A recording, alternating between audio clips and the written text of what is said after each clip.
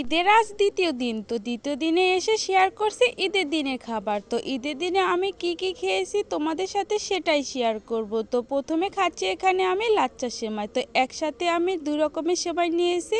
একটা ছিল লাচ্চা সেমাই আর একটা ছিল কলের সেমাই। তো এরপর খেয়েছিলাম এখানে হাতের সেমাই, যেটা আমার সবচেয়ে বেশি পছন্দ, যেটা নারকেল দিয়ে রান্না করা হয়। তো সকাল সকাল মিষ্টিমুখ করার পর এরপর খেয়েছিলাম খিচুড়ি, যেটা ঈদের দিন রান্না করা হয় আমাদের বাসায়। যতই খিচুড়ি খাই না কেন ঈদের দিন তো বেশি যাবে না খিচুড়ি রান্না করা। তো গরুর মাংস দিয়ে খিচুড়ি খাওয়ার পর বিকালের দিকে খেয়েছিলাম এই দুইটা চিপস। এরপর আরও অনেক কিছু খেয়েছিলাম, কিন্তু সেটার ভিডিওতে ক্যাপচার করতে পারিনি। তো এরপর খেয়েছি ডিনারে এখানে গরুর মাংস দিয়ে সাদা ভাত।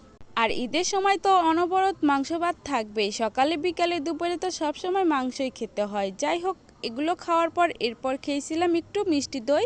আলহামদুলিল্লাহ, এগুলোই ছিল ঈদের দিনের খাবার। তো তোমাদের ঈদ কেমন কাটলো অবশ্যই কমেন্টে জানাও। ধন্যবাদ।